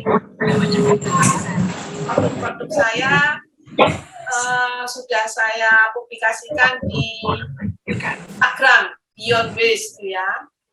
Kemudian yang kelima, harus terus belajar mengikuti kursus untuk memperbarui aspek teknologi pengolahan limbah yang paling hemat dan mudah dilakukan gitu ya. Jadi saya terus ikut itu ya, kursusnya di YouTube ya serapopo itu ya. Jadi waktunya itu habis untuk ikut kursus terus itu ya. Berikutnya, nah ini sih slogan, bumi kita hanya satu, oleh karena itu harus kita jaga untuk diwariskan pada anak cucu kita. Dan itu gambar yang paling pojok kiri itu adalah kumpulan tas-tas itu ya. Itu ya, saya yang mendesain gitu ya. Nah, desain itu saya serahkan kepada saya kerjasama dengan penjahit di Desa Sukunan gitu ya. Nah, itu tas-tas semua itu adalah pesanan dari Gusti Putri. Gusti Putri itu adalah Nyonya Pakualam. Jadi limbahnya dari beliau, bahan-bahan yang lain dari saya, dan itu kalau udah jadi saya serahkan kepada beliau gitu ya. Beliau membutuhkan. Jadi beliau tuh concernnya pada bidang-bidang UMKM seperti itu. Itu ya. Itu ada di Beyond Base itu sudah saya rekam itu namanya desain-desainnya, dan tidak ada satupun tas yang sama desainnya. Ya. Terus yang kedua itu tas ada kopi itu ya.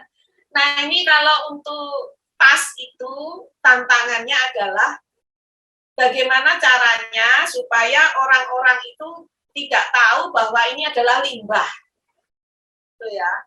Terus yang ketiga itu kotak pensil saya itu, ya itu kotak pensil dan itu ada makanan itu tempat itu sebetulnya sudah tidak terpakai itu ya, saya bersihkan untuk tempat makanan, jadi reuse. Terus yang ketiga itu adalah kompos. Kompos yang sudah jadi, sudah saya packing untuk saya serahkan kepada ibu-ibu bank sampah. Jadi memang belum ada, secara finansial belum ada, saya mendapatkan, tetapi saya tadi reward yang lain, reward akademik dan sosial itu saya dapatkan gitu ya. Jadi ini misalnya ini kotak susu, ini udah jadi ini. Ini butuh percobaan banyak banget nih. Ya. Itu matur nuwun untuk Mbak Femi sama Pak Adip. Saya pikir selesai dulu presentasi saya. Monggo kalau nanti nah ini gambarnya terang nih ya. Nih ya, Pringles itu ya. Nah ini sedang dalam proses nih ya, dengan tusuk sate. Di belakang itu studio saya itu ya, itu studio saya. Ini kan ruang studio saya. Jadi ini pakai tas resep nih. Sedangkan ini botol kemasan, botol aqua itu ya. Jadi saya harus bisa dalamnya itu bagus. Jadi gimana caranya? Pakai catnya apa? Itu ya saya pakai percobaan, cat yang ini, cat itu gagal, coba lagi itu ya. Jadi memang butuh percobaan gitu ya. Nah kalau saya ini juga nih daur ulang ini, ini semuanya itu tuh saya ingin tidak mengalami disonansi kognitif. Apa itu disonansi kognitif? Jadi saya mendorong orang-orang untuk pro lingkungan, tetapi saya sendiri juga melakukan. Ini loh contohnya gitu ya. Oke, demikian Pak Adip. Bu Sinta, terima kasih sekali menggugah semangat ini untuk kita semuanya. Karena tadi yang disampaikan oleh Ibu ya, bahwa bumi kita itu hanya satu gitu. Dan pada hakikatnya kan kita meminjam ya pada anak cucu kita, sehingga kita harus jaga untuk diwariskan pada mereka nantinya. Nah, saya jadi terbersit Bu Sinta, boleh nggak sih kita jadi resellernya yang tadi disampaikan oleh Bu Sinta? Tapi harganya nanti ekonomis ya. Boleh aja, tapi cuman ya itu tadi sabar dulu ya. Jadi saya butuh percobaan. Ini kan kaleng cat. Ini kaleng cat. Itu tempat pensil atau apa Bu Sinta? Apanya? Untuk tempat pensil atau bisa digunakan untuk yang lain? Untuk yang apa saja ini ya. Ini untuk sementara kotak susu. Ini untuk tempat permen ini sudah digunakan untuk ada yang pesen itu untuk parcel lebaran ini. Oke, betul Bu. Untuk parcel Keren, lebaran. Bu. Jadi kalau yang ini yang belum jadi tuh ini mau relax nih. Nah ini memang jadi harus dipotong gitu ya. Jadi ini belum sempat saya bikin gitu ya. Ini untuk nanti saya hias lagi gitu ya. Jadi yang ini hal-hal seperti ini, pantatnya ini kan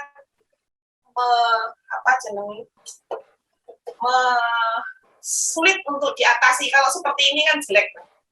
Jadi kelebihan produk saya itu adalah pada pantatnya itu, di pantatnya itu tuh semuanya itu tertutup, semuanya itu ya. Jadi ini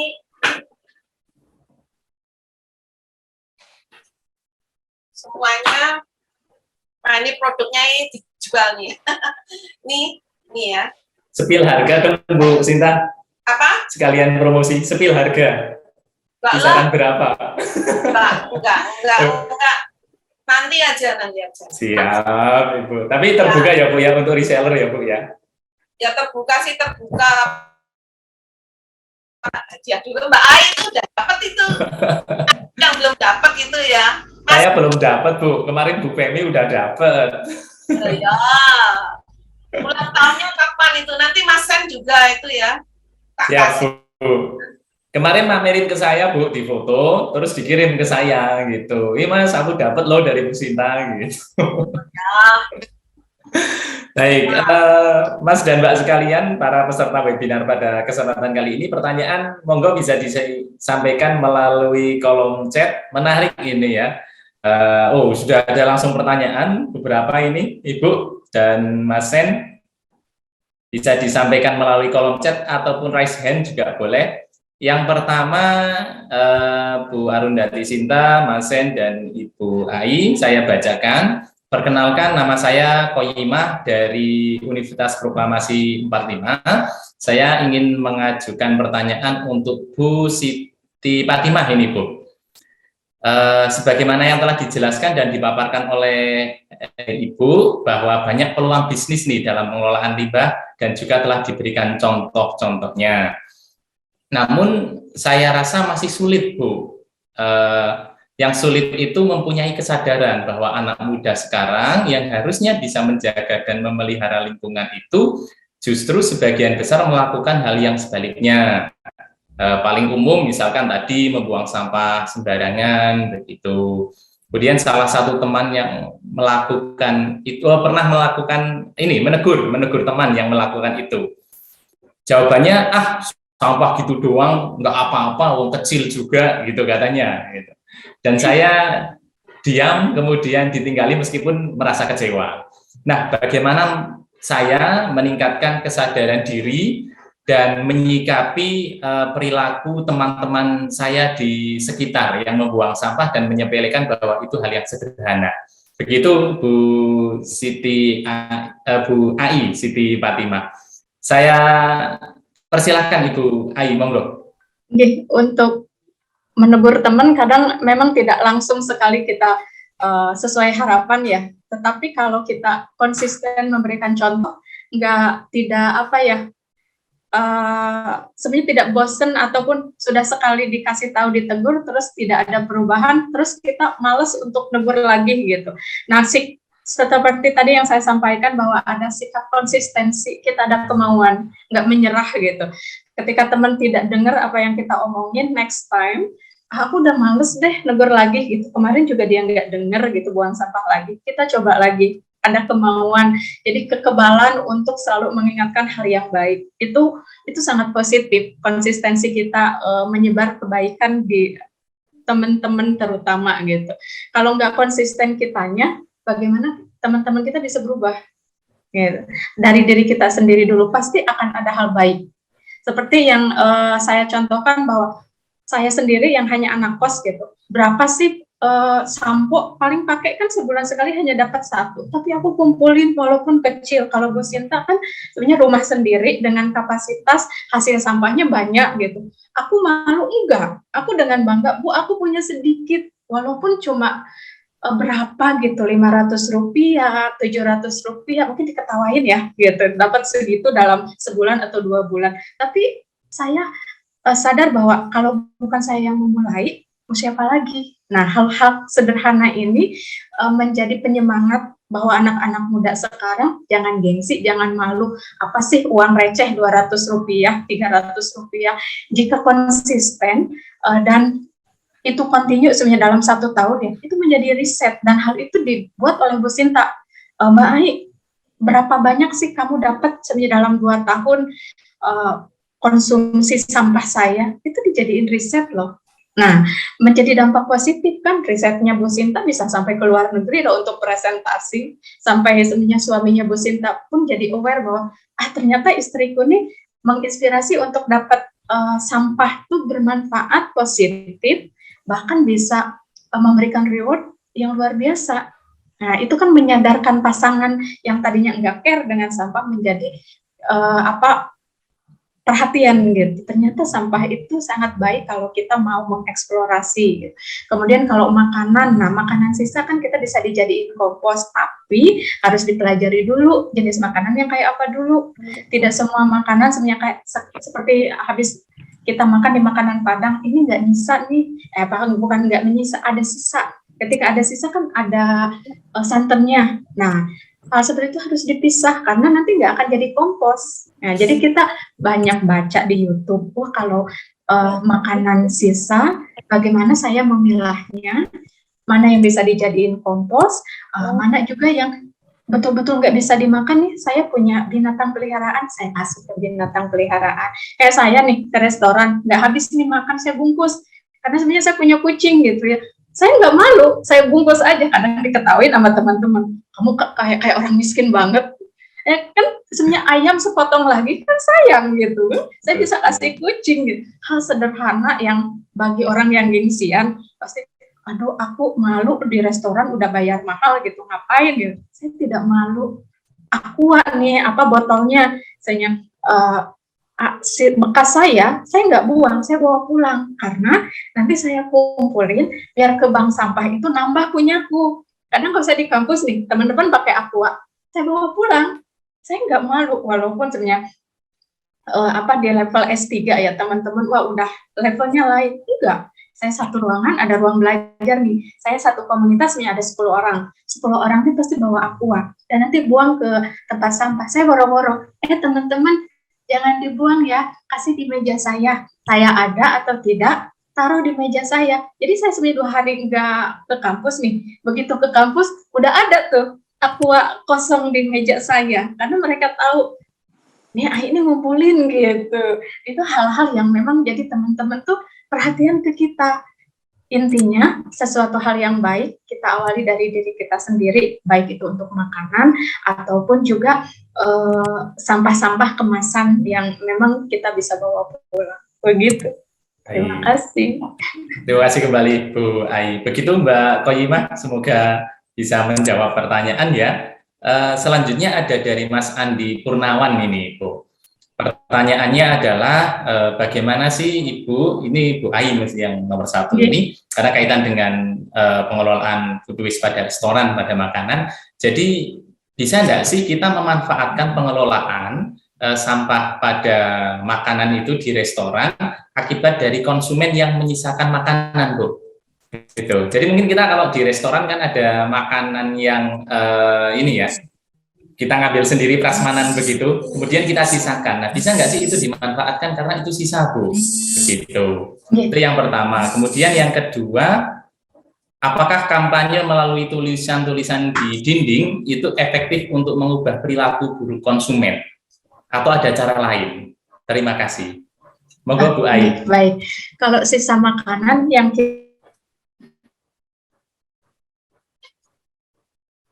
buang, saya juga begitu. Karena saya anak kos, kadang sebenarnya makan di luar ya sekali-kali nggak habis. Saya bungkus tuh, Mbak atau Ibu punya plastik, saya bungkusin. Ketika sampai kos itu kan saya sama Bu Sinta belajar kompos tuh. Saya pilah dulu. Memang agak kurang nyaman ya, tapi saya di belakang tuh saya mencoba kasih tempat-tempat itu saya untuk membuat kompos sendiri. Itu ada keinginan mau mencoba, meskipun kadang gagal ataupun juga kok jadinya begini, karena saya diskusi dengan Bu Sinta. Oh ternyata kamu makan sebenarnya habis makan Padang ya, iya itu ada ininya ya, ada santannya, iya, makanya bikin ini nggak jadi komposnya, harusnya itu nggak masuk. Nah itu kan ilmu kita dapat kalau kita mau mencoba hal yang sederhana. Tapi kalau sebenarnya ke tahap yang lebih tinggi ataupun dalam satu kelompok, kemudian ada satu restoran, itu bisa riset dan kajian yang jauh lebih bagus. Saya dari hal yang sederhana belajar dari Bu Sinta, dapat risetnya aja sampai internasional. Bu Sinta sampai ke Australia, itu luar biasa loh. Yang menginspirasi saya mau dari nol, saya nggak malu gitu. Kemudian yang kedua, untuk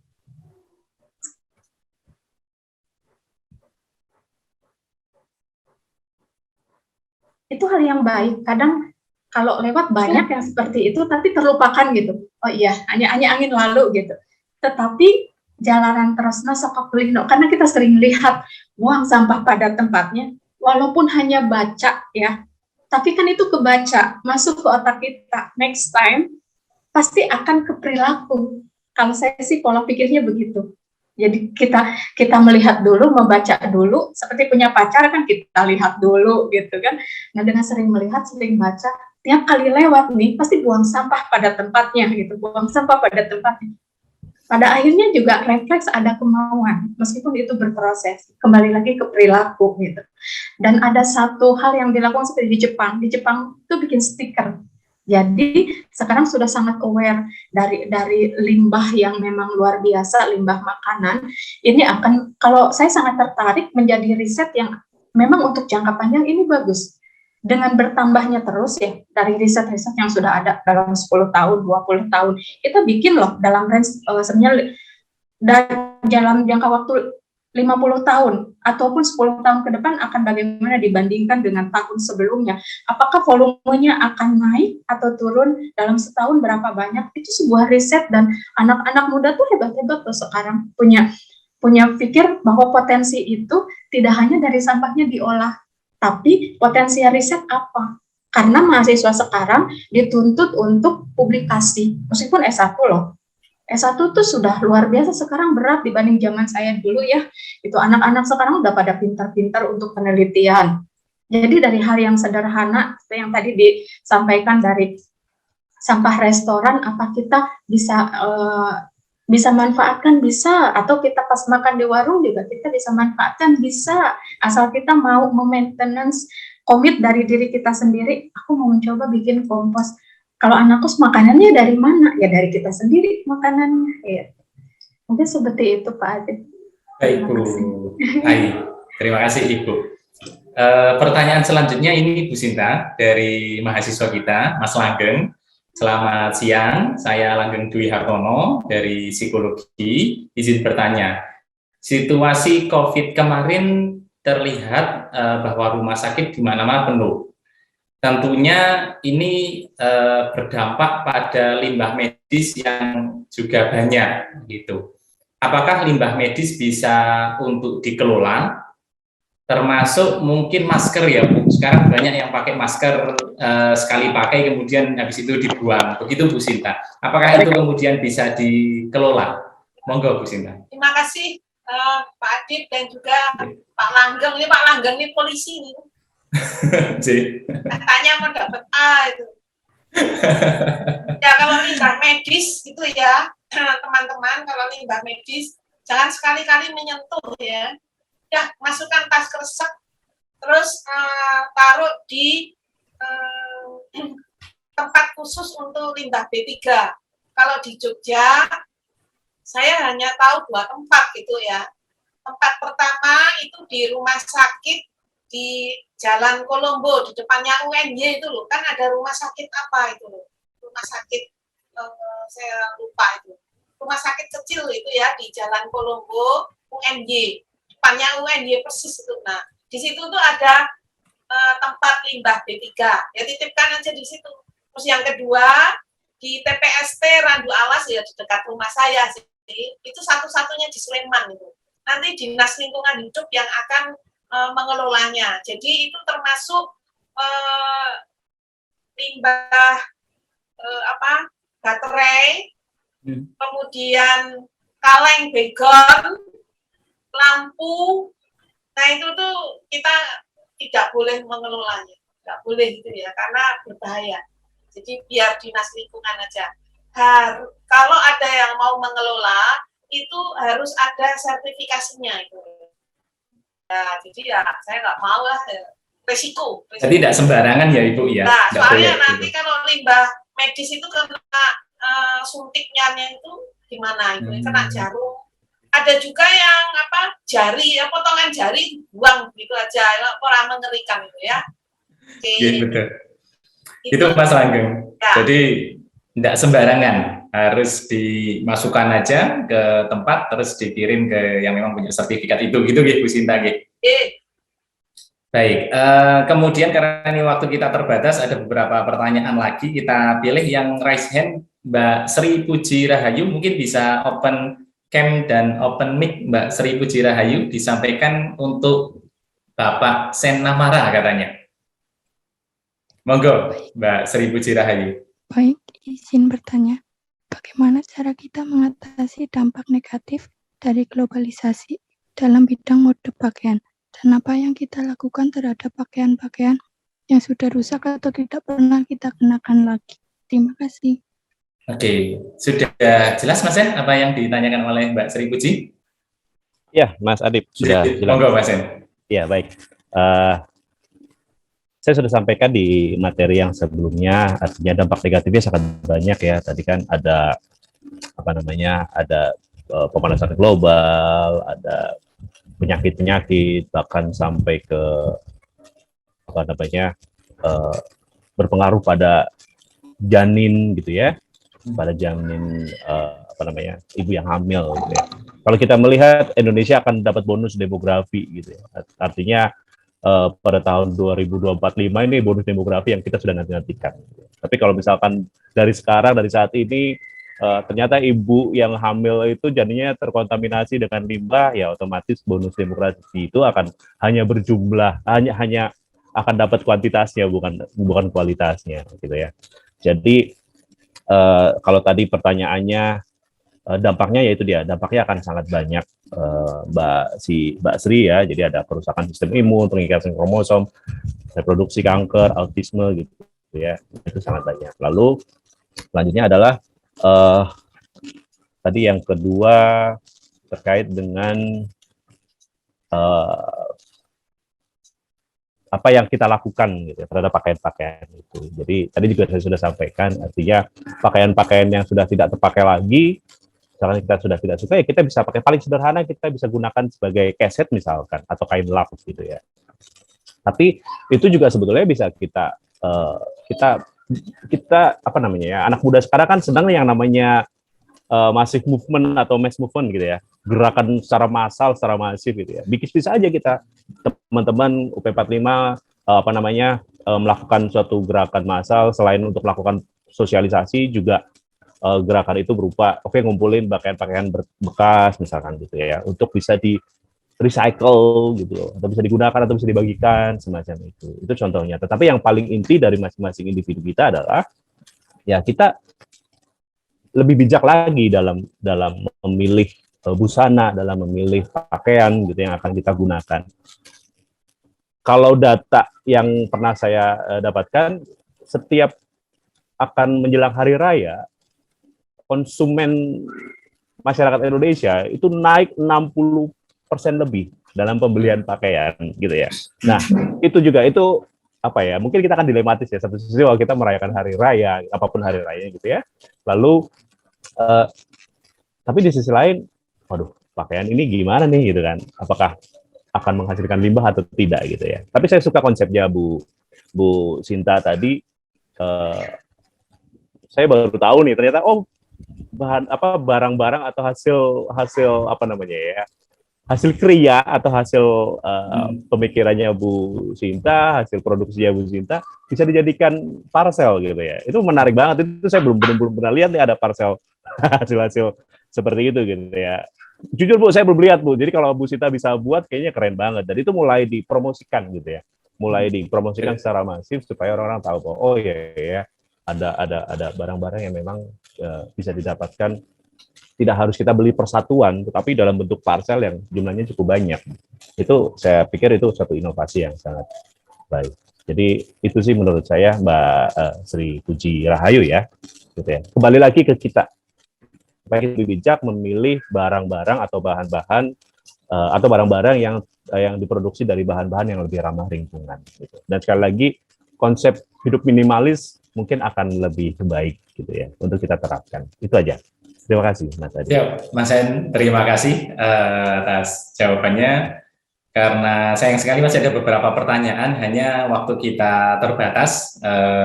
Kita ke closing statement dari para pemateri kita, dimulai dari Ibu Ai. Monggo Ibu untuk closing statement pada kesempatan akhir kita ini. Baik, saya ucapkan terima kasih untuk semua panitia yang memang sudah berusaha dan kerja keras luar biasa di acara seminar pagi hari sampai siang hari ini. Saya sangat memberikan apresiasi. Semoga kegiatan ini tidak hanya saat ini, tetap berlanjut. Kekompakannya, kemudian pelayanan panitia, saya berterima kasih dan sangat beruntung bisa hadir turut berpartisipasi di acara dan kegiatannya webinar psikologi dengan tema mengubah perilaku dari sampah yang akhirnya bisa bermanfaat, bisa untuk bumi juga sangat terselamatkan, bahwa kita butuh banget gitu generasi muda yang aware dengan kesadaran untuk membuang sampah pada tempatnya dan mengelola limbah, baik itu limbah makanan ataupun juga limbah dari industri seperti yang Pak Sen tadi sampaikan, pakaian gitu. Pakaian anak-anak muda sekarang kan luar biasa, sangat stylish gitu dan sangat banyak sekali gitu dibanding zaman-zaman kami. Zaman-zaman kita ya Pak Sen lagi kuliah tuh nggak model banget gitu. Tapi anak-anak sekarang tuh seperti kerudung satu lemari gitu kan. Itu mendengar paparan Pak Sen, wow gitu kan. Nah itu menjadi terutama yang cewek-cewek nih gitu. Ternyata kalau aku terlalu banyak pakaian, ini juga berdampak loh ke lingkungan gitu kan. Terus makanan juga, aku nggak malu deh untuk kemas, aku bawa pulang gitu. Tanya ibu kos tuh punya kucing atau punya anjing gitu, aku bisa kasih juga, tidak hanya ibu kos yang kasih makanan gitu. Hal seperti ini semoga para mahasiswa bisa lebih mendapatkan ilmu dari yang sudah kami sampaikan, dan semoga bermanfaat. Dengan jika ada kekurangan, mohon maaf. Terima kasih, sangat spesial di bulan Ramadan. Untuk psikologi 45, saya memberikan apresiasi dan plus. Terima kasih. Jaya terus UP 45 Amin. dan psikologi. Terima kasih. Assalamualaikum warahmatullahi wabarakatuh. Waalaikumsalam warahmatullahi wabarakatuh. Terima kasih Bu Ai. Closing statement selanjutnya dari Mas Sen Namaran. Monggo Mas Sen, disilakan. Baik, terima kasih Mas Adip. Saya ucapkan terima kasih juga untuk UP45 yang yang punya inisiatif mengadakan webinar dengan materi seperti ini gitu ya, dengan konsep seperti ini. Karena sekali lagi seperti yang saya sampaikan di awal, perubahan itu dari kita untuk kita gitu ya, untuk bumi kita gitu, untuk generasi keturunan kita gitu ya. Bagaimana dari sampah menjadi berkah. Jadi kita lihat bahwa ya, jadi kayak seperti yang disampaikan oleh Bu Ai tentang limbah makanan. Ya, kita lihat di Jogja, saya sekian tahun tidak pulang ke Jogja dan saya baru di Jogja, dan saya lihat banyak sekali rumah makan sekarang ya, dengan jenis makanan yang sangat bervariasi gitu ya. Zaman saya kuliah mungkin dulu ya makan selalu habis Bu. Jadi bahkan kadang-kadang kurang makan gitu ya. Jadi kayak pakaian gitu, hari ini pakai langsung cuci gitu ya, supaya besok bisa dipakai lagi. Jadi mungkin sekarang berbeda gitu ya. Nah, untuk itulah anak muda sekarang sebetulnya punya peluang yang sangat luas gitu ya. Kita semua punya peluang yang sangat luas. Bu Sinta saja sudah menjalankan, mengaplikasikan gitu ya. Apalagi anak-anak muda sekarang dengan komunitas yang sangat banyak. Jadi ayolah, ada movement, ada gerakan yang bisa diinisiasi oleh teman-teman, oleh mahasiswa atau oleh universitas bahkan gitu ya, untuk berpikir kembali bagaimana kita lebih bijak dalam mengkonsumsi segala hal, supaya lebih bagaimana supaya lebih ramah lingkungan dan juga menjaga bumi kita supaya lebih sehat untuk kita semua. Mungkin itu saja. Sekali lagi terima kasih untuk rekan-rekan semuanya, khususnya bagi Universitas Proklamasi tadi. Terima kasih. Baik, terima kasih kembali Mas Sen Namaran. Dari sampah jadi berkah ya Mas Sen ya. Baik, selanjutnya terakhir closing statement dari pemateri yang ketiga, Ibu Dr. Arundhati Sinta MA. Monggo Ibu, disilakan. Ya, terima kasih. Jadi untuk mengubah perilaku ini, pertama adalah kita sering gatel ya kalau melihat orang lain perilakunya membuang sampah sembarangan. Jadi caranya mengubah itu adalah jangan nyinyir gitu ya. Jangan, ayo masukkan itu, jangan sekali, diam aja itu, diam aja. Nah kok bisa? Jadi semakin kita nyinyir, maka semakin orang itu tidak mau. Jadi caranya adalah kita memberi contoh, nih loh. Nggak terus-terusan gitu ya, sampai tahunan. Ya itulah yang namanya bahwa mengubah perilaku itu mengubah kebiasaan, gitu ya. Jadi cara saya mengubah perilaku orang-orang adalah tujuannya ya agak egois nih. Saya tuh tidak mengubah orang lain, tapi ini adalah rezeki buat saya. Jadi Saya melihat perilaku orang lain, berarti itu materi bagi saya untuk bahan observasi. Itu yang saya lakukan. Jadi, ya, terus yang kedua, yaitu jadi kita menjadi suri toladan, menjadi contoh terus saja itu ya. Terus apakah iklan-iklan itu tidak berarti? Oh ya berarti gitu ya. Cuman kadang orang itu tidak membacanya. Tapi jangan sampai iklan-iklan atau ajakan-ajakan itu dihilangkan gitu ya. Dan kita jadikan diri kita menjadi model gitu. Itu Pak Adip, Mbak Femi, atur nuwun. Ibu, terima kasih kembali Ibu, dan untuk para penanya yang belum puas bisa hubungi @beyondwaste.id, itu Instagramnya Bu Sinta. Ada beberapa contoh karyanya gitu ya. Loh, meskipun senior tapi tetap bisa menyesuaikan dengan zamannya. Yang punya Instagram tidak hanya adik-adik kita yang milenial, tapi juga Bu Sinta ini. Cuma bedanya kalau Instagram kita itu biasanya update-nya tentang galau gitu kan, tentang perasaan-perasaan kita. Ini Bu Sinta update-nya tentang pengelolaan sampah. Perlu dicontoh teman-teman semuanya. Kemudian acara ini juga didukung oleh Bank Sampah dari Bejo Lestari, Desa Kuarisan, Kabupaten Kebumen. Ini juga anak-anak muda, Bu Sinta, Bu Ai, dan Mas Sen. Anak-anak muda menggerakkan gitu ya di masyarakat, tapi memang baru pada bank sampahnya gitu. Nah, dengan adanya pemaparan dari Bu Ai, Mas Sen, dan Bu Sinta, ini mungkin menjadi referensi untuk mereka bisa mengolah sampah agar bisa bernilai ekonomis lagi. Begitu. Kemudian saya dapat informasi dari Ketua Panitia, Ibu Femi Lekahena, MPC Psikolog, terkait dengan door prize nih yang dapat.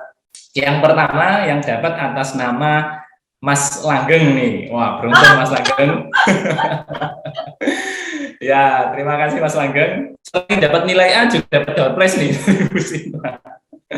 dari Beyond Waste. Kemudian yang kedua yang dapat keputusan dari Ibu Femi selaku Ketua Panitia atas nama Mbak Sri Puji. Nah, ini saya nggak tahu Mbak Sri Puji ini dari mana Mbak Sri Puji, kalau boleh tahu. Nanti langsung hubungi Bu Femi Lekahena, gitu. Halo Mbak Sri Puji.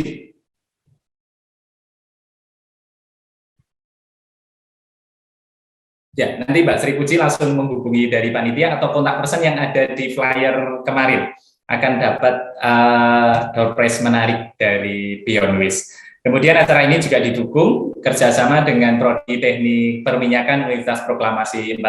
Sekali lagi terima kasih Bu Ai, Mas Sen, Bu Sinta. Mohon maaf atas apa yang saya sampaikan dan saya atur pada kesempatan kali ini sebagai moderator. Apabila ada kesalahan, mohon maaf yang sebesar-besarnya. Saya undur diri. Assalamualaikum warahmatullahi wabarakatuh.